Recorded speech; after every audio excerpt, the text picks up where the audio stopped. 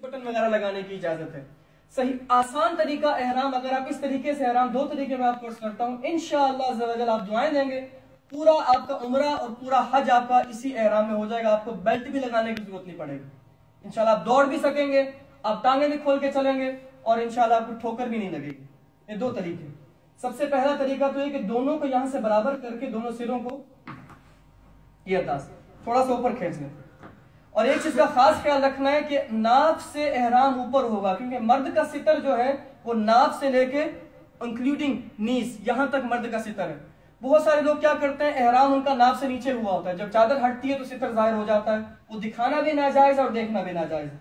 और स्पेशली वहां पर औरतें मर्द इकट्ठे होते हैं, तो इस वजह से पर्दे का खास ख्याल रखना है। इस्लामी बहनें भी ऊपर सुन रही है कि वो भी जब अपना कपड़ों का वो करेंगी सिलेक्शन, तो उनके लिए एहराम उनका नॉर्मल ड्रेस है, लेकिन उनके लिए अर्ज ये है कि वो ऐसे कपड़े चुने जो बारीक ना हो, जिससे उनके जिस्म की रंगत जाहिर ना हो, और जो स्कार्फ वो पहनेंगी वो ऐसा स्कार्फ ना हो कि जिससे जिस्म बालों का रंग जाहिर हो।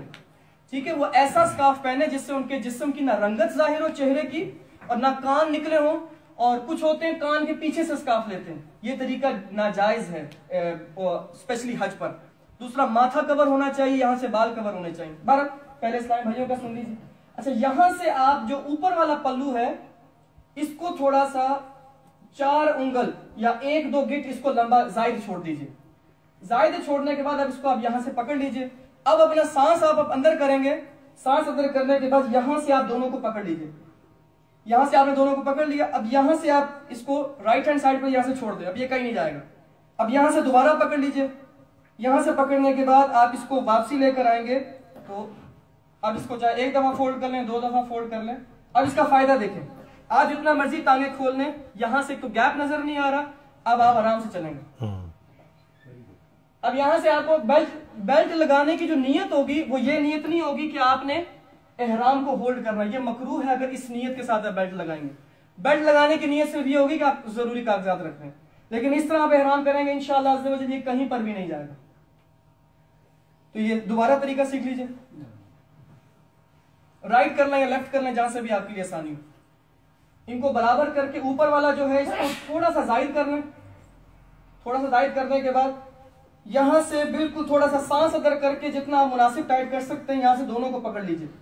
दोनों को पकड़ने के बाद इसको वापसी साइड पर लेकर आएंगे, तो यहां से आप दोबारा पकड़ेंगे दोनों को, और ये आगे से पर्दा भी हो गया और ये बिल्कुल टाइट हो गया। यहां तक आराम से आप कर सकते, ये आराम से।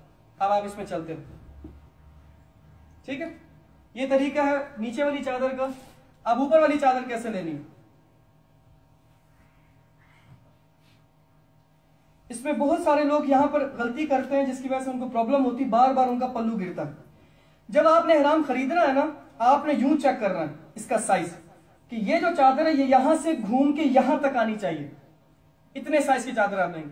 बहुत से लोग छोटी चादर लेते हैं, वो जब यूं करते हैं वो पीछे खत्म हो जाती है, यहां से दोबारा खींच ही नहीं सकते। अब तरीका क्या होगा कि यहां से आप इसको यहां से आप अंदर दे देंगे एक पल्लू को। अब क्या हो गया, आपका पेट और सीना कवर हो गया। अब अगर ये चादर गिर भी गई ना, तो आपका सीना और पेट जाहिर नहीं होगा। ये सबसे जबरदस्त चीज है। अब आप इसको जब राइट से लेफ्ट शोल्डर पे डालें, यहां से 2-3 बल दे दें।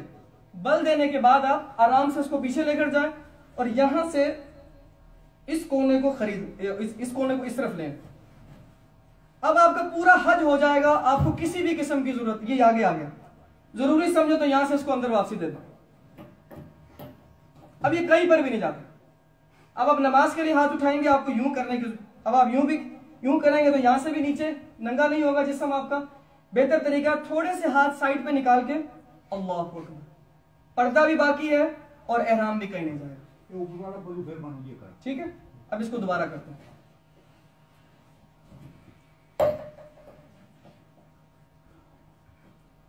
लेफ्ट हैंड साइड से एक पल्लू आपने एहराम के अंदर दे देना, और इस तरह राइट हैंड साइड से आप इधर से कंधे से लेफ्ट शोल्डर पे डालेंगे, और राइट हैंड साइड से यहां से थोड़ा सा इस कोने को बाहर निकालेंगे इंशाल्लाह। अब ये कहीं पर भी नहीं जाती, पीछे से भी कवर हो गया, आगे से भी कवर हो गया, साइडों से भी कवर हो गया, नीचे वाला भी टाइट हो गया। अब किसी भी एक्स्ट्रा चीज की आपको यहां पे बांधने की जरूरत नहीं। अब अगर तवाफ करते करते, सही करते करते चलते चलते ये पल्लू गिर भी जाता है पीछे से, ये वाला हिस्सा। अब कोशिश, बल्कि आपने इस चीज का खास ख्याल रखना है, कभी भी ऐसे नहीं करना, क्योंकि एहराम की हालत में बहुत सारी चीजें जो जायज होती हैं वो नाजायज हो जाती हैं। चेहरे का ढांपना जायज नहीं होगा जब आपने एहराम की नियत कर ली, सर का ढांपना जायज नहीं होगा। स्पेशली एक उम्रा करने के बाद जब टिंड हो जाती है तो सर पर एहराम चिपकता है, आपने यूं किया ना तो ये आपके सर पे भी आ जाएगा, अब वो चिपक जाएगा। इस तरह सदका हो सकता है, और अगर ज्यादा देर तक रहा तो दम भी वाजिब हो सकता है, तो प्रॉब्लम में आ जाएंगे। और पिछले किसी के मुंह पे लग गया, यूं किया आपने, तो आपकी वजह से उस पर दम ये सदका वाजिब हो गया। इसका खास ख्याल रखना, बिल्कुल आराम से इस तरह करके इसको पीछे से ले आओ। यहां तक कोई सवाल एहराम का? ठीक है।